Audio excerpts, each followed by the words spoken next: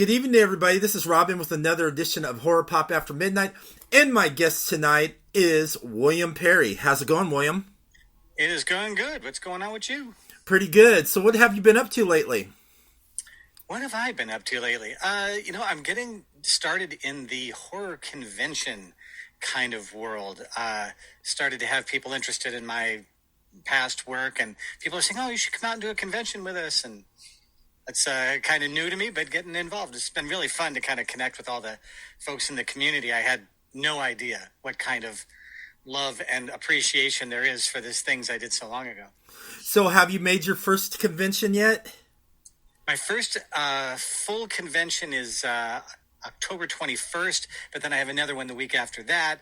And this month I have a collector's sort of special event happening out in San Bernardino, California. So that'll be, sort of a warm-up to the bigger and better stuff.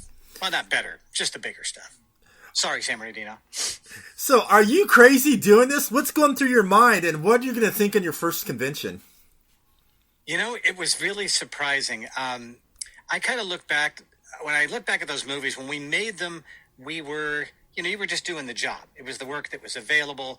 And I would never have imagined that, 30 plus years later, we'd still be talking about them. And people would say things like, "Oh my gosh, it's such an honor to meet you." It's like, really? Okay. Because at the time it was fun. It was just all the fun you could have, and you got paid pretty well for it. And, your friends would talk about it and that sort of stuff. But I just really never imagined that there was a community based around Nightmare on Elm Streets and Lost Boys and more obscure ones, People Under the Stairs. People like, "Oh, you were in People Under the Stairs. Oh, I gotta get your signature." And it's like, wow, I didn't think the movie did that well, although it looks like they're doing a remake. But there's just this rabid, group of people out there that just love those movies, and they want to, hear fun stories about, how we made them. And they're so interested, and they're so sincere, and they're so nice. It's really, it's a little kind of an ego stroke, I got to admit. But these people are really genuinely into this stuff. And it's nice to meet people that enjoy your work. It just feels good. You were also Wes Craven's web developer. How did that become to be? As sort of towards the end of my career, I was kind of looking for my next thing. What am I going to do? I need to make good money. And a friend started me doing web design. And it was actually Tony Caesar, who was my first stunt coordinator I ever worked with. And he said, we should put a website together that helps stunt people find more work. And so in doing so, I built the site. It came out very well. And Tony said to me, "Hey, Wes Craven wants somebody to build his website." And I said, "Well, tell him I'll do it." And he goes, "Well, he doesn't want anybody that's like, I don't want to have some actor who's trying to stroke me for more work." And so when I saw Wes about it, he didn't remember me at all. So it was kind of like, well, I guess I made quite an impression on him. But most of the time I was in, makeup and stuff, so you wouldn't recognize me. But we worked for a few years together after that, and I would call him about once a week and say, "Hey, what's going on in Wes Craven world?" And then he would talk to me about it, and then I would write it. And I would answer fan questions and just, kind of keep everybody up to date on what was going on in his world, which was really cool because although I remembered him, he didn't remember me too much. And so we could kind of talk about stuff, talk about movies we'd done, talk about where characters came from, because they came from the questions that came to the website. And so I've got quite a bit of, sort of insight into what he was all about, because other people would ask, and then I'd get to take that answer and then try to put it in his words for his website. That's pretty cool. All right. Yeah, good job. Yeah. Now let's talk about the Lost Boys. You did some work on the Lost Boys, and you were also the stunt doubles for the two Coreys, Haim and Feldman. What was that like? They were just kids. And they were just really famous kids. At that time, this was really about the peak of the Coreys' kind of popularity. And working with them, like I said, they were kids. And then so they basically they'd turn to the kids and say, "Okay, step out, you step in."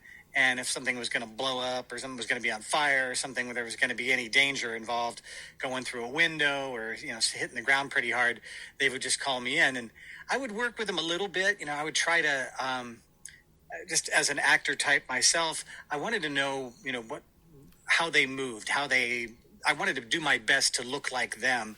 And then also at the end say, hey, this is how I hit the ground. If you were to survive this fall, which everybody does in these things, this is how you would get up because you were flat on your back or you were rolling to your side.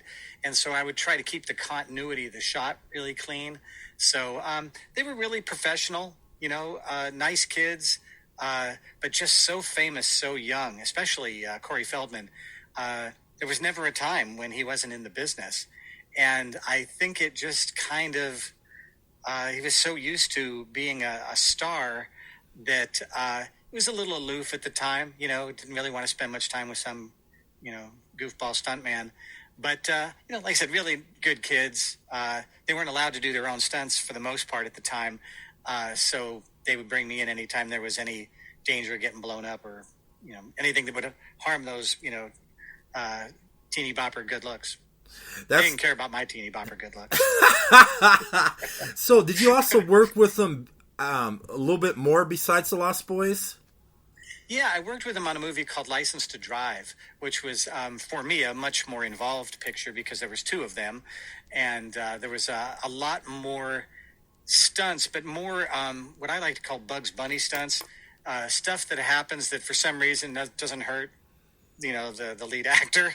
So there was an opening scene where I end up going through a windshield or the rear windshield of a school bus. He's having a nightmare and he just dives out the window of the bus to get away from this crazy bus driver. And, he goes smashing through glass, lands on the ground, and then runs to the girl.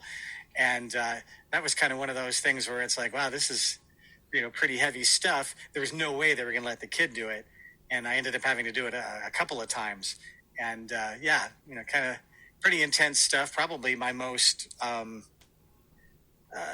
dangerous in terms of if something went wrong, something bad could have happened.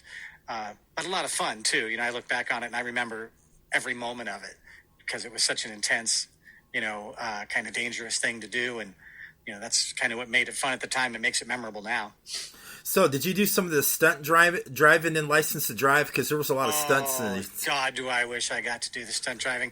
The closest thing to it was there's a chase scene. Now, an odd thing about the film most people wouldn't know is we shot an entirely different film than what was finished.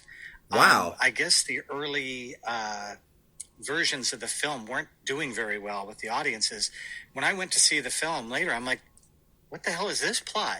So they went back and reshot a bunch of stuff, and they used all of our stunts and they used all of our work, but the storyline changed very much. But the only the stunt stuff that I got to do that was just so much fun is they're driving around in this monster Cadillac, one of those big land yachts from back in the 60s or 70s, and it's beautiful, this big long Cadillac. And we're chasing after a bad guy, or a bad guy's chasing after us, depending on which version you see of the film. And as we're flying down the streets, we're banging into other cars. And I tell people that when you know you're going to have a car crash, it's so much fun. When you don't know, it sucks. But when you know that, okay, we're going to hit this guy, we're going to hit that guy, and then we're going to hit this jump, you can't wait. It's because you're not going to get hurt. Because you working with other professionals, everybody knows what's happening. There's no surprises. And so bashing into other cars, if you drive in Los Angeles, all you want to do is just run people down for getting in your way. But when it's not good to do. But when you're doing it on a film, everybody's okay with it. You have crashes and stuff. So we did a lot of banging around. I wasn't at the wheel. We had other people at the wheel. But I was sort of the body that was to be, representing either Corey or Corey Feldman or Corey Haim. And so depending on who I was supposed to be, you just basically see my head sticking out of, a wig. And then we'd bash into other stuff. And there was a great jump that they did in that. I didn't get to do that one either. That would have been a hell of a ride. Cars that big don't jump. So they had to go fast and they had to go steep. And it just completely just flattened out, or not flattened out, it kind of V'd, and that car never drove again. But a lot of fun stuff. Bashing around in cars is always fun. I look forward to that stuff, but I never got to drive. Wow, that was a good trivia fact. I didn't know they filmed Yeah. another version of License to Drive. I just learned something. You just, yeah. I mean, I don't think many people know about it. Like I said, I watched it recently because somebody I know from Instagram was asking a bunch of questions, and I was like, I don't remember a lot of this, and I watched it, and I'm like, oh yeah, yeah. The way it was when we shot it, there were bad guys who had stolen the car, and we were trying to get it back. And in I think the finished version, it was all kind of a bunch of random accidents that kept them from getting to the car. They needed to get it back because it was their grandfather's car, and but I remember watching it like I I don't remember any of this, and it was because they just reshot enough of it to change the storyline and make it still work. Another cool thing too is you grew up with Lee Waddell, who is famous Yeah, as the original Ghostface for the yeah, first two Scream films, and you've known him since 7 years old. So, it's true. how did both of you guys get into stunt work? You know, Lee was the one who really wanted to be a stuntman from early on. I wanted to be an actor from early on, and I did lots of plays and I did lots of theater, and I started doing some professional theater, and then, but Lee was really into stunts, and there was a guy named Tony Caesar who was Wes Craven's stunt coordinator for many years, and he and Lee had become friends, and Lee gotten a few jobs through him, and then Tony called me one day and said, "Hey, I got this kid. He's about 5'6" tall, brown hair, brown eyes. You know, he looks freaking just like you." And I said, "Yeah." And he goes, "Would you do a stunt?" And at that time, I was just getting my union card, and I thought, I need some credits. I said, "Does it pay?" He goes, "Oh yeah, yeah, it pays really well." I'm like, "Okay, what do I do?" He goes, "You're just a passenger in a car that's doing some stuff." I said, "Are we rolling it? Or are we doing something crazy?" He's like, "No, no, you're just a passenger. It's a Disney show," and Wes was actually the director on it. And what people, another little fun fact: Wes did a lot of television, a lot of Disney. Oddly, no, completely off the horror uh, genre, but he did a lot of television, and this was one of those pieces. And so he had me out. We drove in the L.A. River, going back and forth, up and down that, and I was like, this was pretty cool, and I just got paid. I didn't have to audition. I didn't have to, you know, spend weeks waiting. It was just like they called me, "Can you work Wednesday?" Bam, you work Wednesday, which was wonderful. The acting game is so hard and so competitive. And as it turned out, there wasn't a lot of stunt guys that were my height and weight. And so, having skinny little girl arms like I do, I doubled a lot of kids because the stunt guys that were little were usually ex gymnasts. So they were little fire plug guys with big barrel chests and big guns. And big guns has never been something I've been described as having. So he said, "Do you do anything else?" And I said, "Well, I did martial arts for a long time. My brother's black belt, and we came up together doing a lot of martial arts." And he's like, "Good, good. Anything else?" I'm like, "Well, I'm a skater." He's like, "You skateboard?" Yeah. He's like, can you hit the ground pretty good?" I said, "Well, if you skateboard for long, you hit the ground pretty good." Yeah. And he's like, "Oh, this is really a nice, niche for you if you want to do it." And that was it. I didn't get another acting job for years. And then when I did get it, it was because they were looking for a stuntman who could act for Predator 2. But yeah, all of a sudden people just called. And I worked more often than almost any stunt guy I knew, which was crazy. For somebody who didn't want it, or wasn't seeking it out, I did pretty well just because of the niche of being my size. All the other guys were like Lee, 5'10", 5'11", 180 pounds, in good shape. But that meant that there was this huge glut of guys all trying to get a very small number of jobs. Where in my niche, there was a lot of kids. I worked on Newsies and Home Alone and all these movies that had a lot of kids, but there were only 5 or 6, maybe 10 stuntmen max that could do that work. And so I was one of a very small pool of people that could do it. Some movies, all of us worked because there were so many kids on the show, they couldn't, you can't double everybody all at once. So they'd say, "All right, everybody that's in, that's Doc, that's, all these guys would come in, and it's like, hey, we never see each other because normally we're sort of competing for business, but now we were all on the same show." So that was really my way in, kind of in the back door, kind of snuck in unnoticed. But like I said, Lee wanted to be a stuntman since we were little kids, and I saw him working towards it. And when I finally started getting work, I would call him up and go, how do you go through glass? And he'd go, oh, God, I can't believe I have to teach you how to do this. And he'd tell me, and then Monday morning or whatever it was, I'd go in and do what he told me to do. That's pretty cool. You did Disney's Newsies with a young Christian Bale. That's When it wasn't his first film, but he was getting into his teen years, and just a really committed actor. That was a good show to do too. A lot of stunts on that show, but they were stunts to music, which was crazy. I remember walking onto the set, and they had just built it, and it was gorgeous. It just looked just like 1920s or 10s era New York. And I remember walking on set, and it's dressed, and there are people, and all these little food carts, and they're actually cooking food. And I look around, and it was just like being immersed in this old New York. And then I hear playback, and the music starts. I'm like, no way. They're like, what is this a musical? And like, you didn't know that? I'm like, no. And they're like, oh yeah, you're gonna have to be ready to do your stunts to music. I'm like, this is everything I dreamt about when I was a little kid, and I was going to walk onto the movie set, and they go, all right, everybody back to one, playback, and the music would start, and all of a sudden, and so I just remember walking in there going, this is exactly what I wanted from day one. Just what an amazing set, amazing group of actors, everything you'd ever want and more, in one moment. And I just remember thinking, this is as good as it gets. This is my dream, and I'm actually getting to do it. How cool is that? That's pretty awesome. So since you did a lot of stunt work, and you said you acted a little bit in Predator 2, was there any other movies you just straight acted in, or was it just both?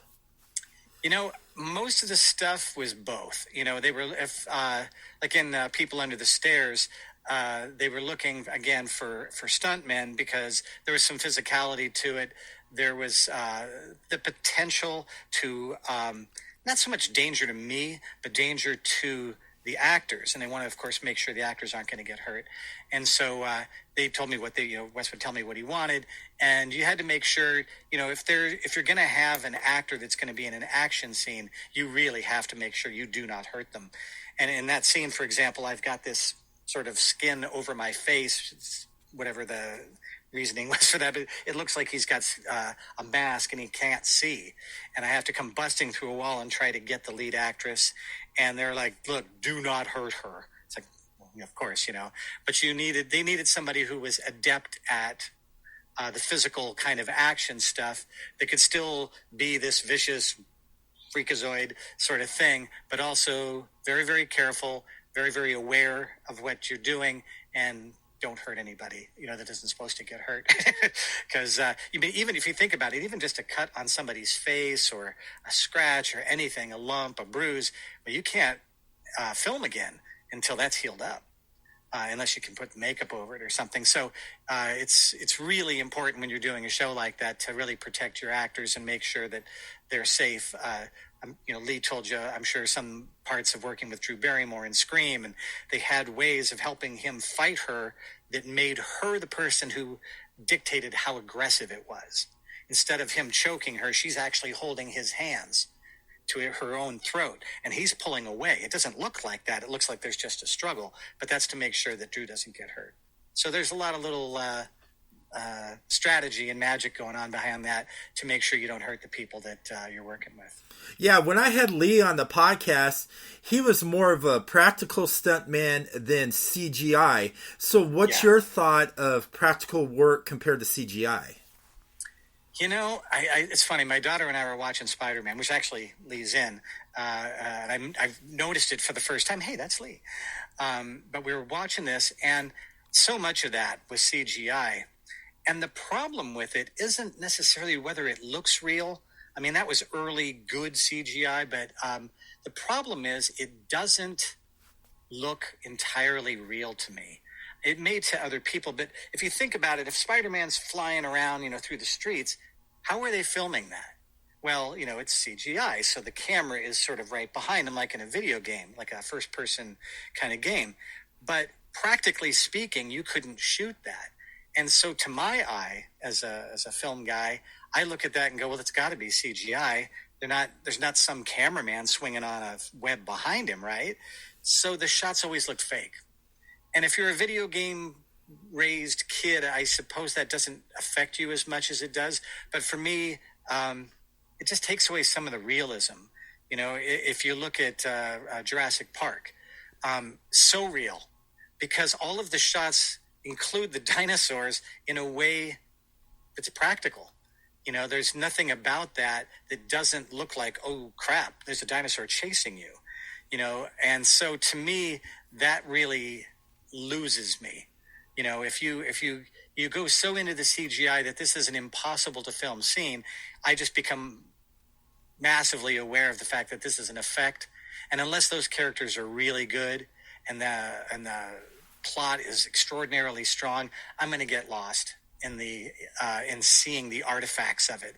I loved Alien and Aliens to death because it was so real. And yes, there is some CGI in there, but the stuff that scares the living crap out of you is almost always practical because it's so real, you know, and that thing is really close to their face. And I always joke that, you know, Sigourney Weaver is acting against a tennis ball on a stick.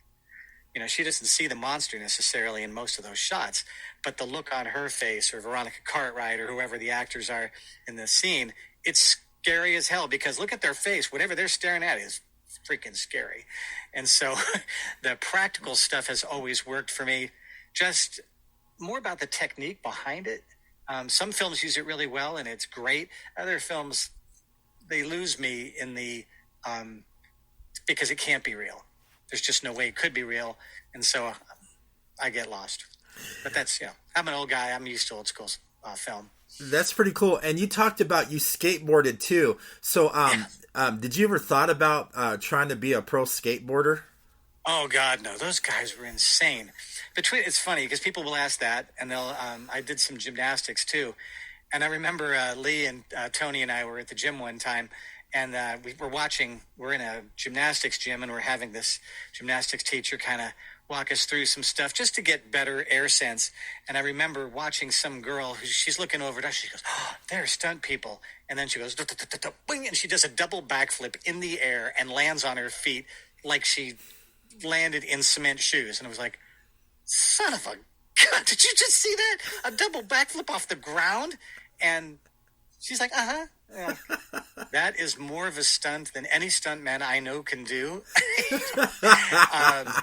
That's insane, you know. And I would watch guys that were pool skaters back in the day, and we did ramps and pools when I was a kid. But these guys are flying out of that pool 6-7 feet outside the lip of the pool and landing that stuff. And if you don't land it, you're screwed. You're just, you know, you're beat. You hit that concrete, and, you know, and of course helmets were, you know, don't wear a helmet. Yeah. So, no, I never wanted to be a pro. Those guys were so much better. I looked at myself as being more of an all-around athlete. I even hate to use that word, but it was more about being able to hit the ground hard, being a martial artist. You know, I had a brother that was a 9th degree black belt. When he kicked you, it was just like getting hit by a car because I've had both. I've had trucks that didn't hurt so much as my brother, you know, laying a sidekick into my ribs. So you had to learn how to hit the ground pretty good at speed. And I think that's probably the greatest advantage I had from doing martial arts and skateboarding is you learned how to fall without getting too messed up. You know, we talk about being round, no elbows, no points. When you fall, you got to be ready to roll and dissipate all that energy of your body flying around. And when you hit the ground, let it slowly dissipate rather than, you know, get sucked up into one slam. And so that was just about, you know, learning how to get hit and learning how to fall right without, you know, getting injured doing it. Because what people don't think about with stunts is it's not just about doing the stunt once. It's about being able to do it as many times as they need. You know, so you can do a stunt that slams you really good, but can you do it again and again and again? I mean, we did a stunt for Nightmare 6. I think I did this stunt like 18 times. And it was the cameraman's concern that we didn't get it right each time, but they have to pay me every time we do it. And I'm doing dive rolls onto concrete, and that gets old fast. But that's the job, you know. keep hitting the ground until they tell you they got it right. So that's more the athletic side of it. I didn't think there was any sport I was ever good at enough to be anywhere near pro. Good at a lot of stuff, not great at anything in particular. So when you're not doing stunt work and acting, what does William Perry enjoy? Do you have a nerdy passion? Do you have like a hobby? God. Yeah, I'm the nerd from way back. Because of the web development thing, one of the great advantages of working with Wes Craven was his fame. And this was back in the days when websites were, not everybody had a website. And Wes came to me and said, I want you to build this website. And I said, what do you want? He's like, do anything you want. Just make it creepy, cool. But I don't want blood running down the walls. I'm trying to do other kinds of, movies, not just horror films. And so he just gave me full creative freedom to do whatever the heck I wanted to do. And I built a really nice site for him. It was very pretty, and it was kind of, had some cool effects on it. And at that point, I got a write-up in People magazine when they would review websites and say, oh, this is a site to see. And I got all sorts of calls from people saying, hey, we want you to be our web developer. We understand you did Wes Craven's website. And at that time, it wasn't really my full-time gig, but it became my full-time gig. And I really thought of myself as not being a nerd. I'm an artist. I'm an artist. I'm not some, bean counter, ones and zeros kind of nerd. But I did become one. And that became my next career, was to move into web development and social media and marketing and all that sort of stuff. So I've been doing that for a long time. I'm also a writer now. I wrote a book, a horror book, not surprisingly, called By His Hand, which just got published and is out there on all the bookstores and stuff. And so really it's always been creative. My nerdism really just goes into whatever is interesting in the moment. I leap around a lot from different kinds of things, but I love doing graphic design. I do a lot of graphic design for Lee and for some other people that do conventions and stuff, because most of these guys are really cool, but they're not artists. They're not graphic designers. They're not visual storytellers, which I kind of like to think of myself as. So that's where I nerd out. I can get onto Photoshop and bore you to death with how all the cool things I can pull off and video editing and all that stuff. I love telling stories, obviously, and I like to be able to tell them with pictures and sounds and all that stuff. So where can everybody find you on social media to see what you're doing next? Right now, my big deal is Webb's Craven. I know, it's a terrible play on words. Webb's Craven, like Webb, and then SCRAVEN, like Wes Craven. So just put a B in there somewhere, and yeah, you'll see a lot of the stuff I'm working on. Actually, if you look at Lee's site, we did some really fun stuff. He's doing a show in Chicago coming up, and so I came up with what we're calling Air Ghostface. So instead of being Michael Jordan, up there with the ball, it's actually Ghostface with a knife in his hand and flying through the air. And we have what we're calling Ghost Squatch, which is a kind of a hybrid of Sasquatch and Ghostface, which Lee and I were just talking, and I go, oh my God, I just got the stupidest idea. You can't, hang on a second. And then, 30 minutes later, I send it to him and he's like, you're insane. But we're having fun with it. It's when you do social media, you can't just talk about what you're doing. You have to entertain people a little bit. And so a lot of the artwork that I've been doing for him for the last couple of years, or year and a half or so, has just been fun. He'll go, hey, come up with something Ghostface for me. And so I did a bunch of movie posters where it's like from Titanic, and the girl is out like this, and instead of Leonardo DiCaprio over his shoulder, it's Ghostface. And I was doing some Photoshop stuff, just to be fun, to be weird, and kind of keep people out there interested in what we do. But yeah, that's my passion anymore, is just visual storytelling. And they can also find you on Instagram, right? Yeah, Instagram is Webb's Craven. I'm also I'm on TikTok, but that's relatively new for me, and it's a lot of the same content so far. Short videos and short-term media is tough. It's tough to tell a good story in 140 characters. So I don't do a lot of Twitter, and I haven't been on this new one that Zuckerberg's come up with. I like longer format stuff, and Instagram's good for that. Facebook's good for that. YouTube is great for that because you can post anything you want as long as you need it. So we're on. Both Lee and I both have a lot of. Just search for Lee Waddell or William R. Perry on YouTube, and you can find some of the fun stuff we're posting. We like to do a lot of behind the scenes stuff. Everybody loves these stories, and I love telling them. So we've got things about Lee doing Jurassic Park and me doing Nightmare on Elm Streets, and it's like the fun kind of trivia stuff that you'd never know unless you talk to somebody who was actually there and did it. So love to have people see that stuff. Usually it's just conversation starters, makes it fun.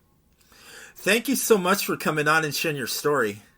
Oh, my pleasure. My pleasure. Thanks for having me on. I look forward to this being out there. And I hope that as people get to know who I am, if they see me at a con, they'll stop by and say hi. And, we'll share some stories and shoot the breeze and, just talk horror stuff. It's always fun. And everybody, thank you for listening to Horror Pop After Midnight. Have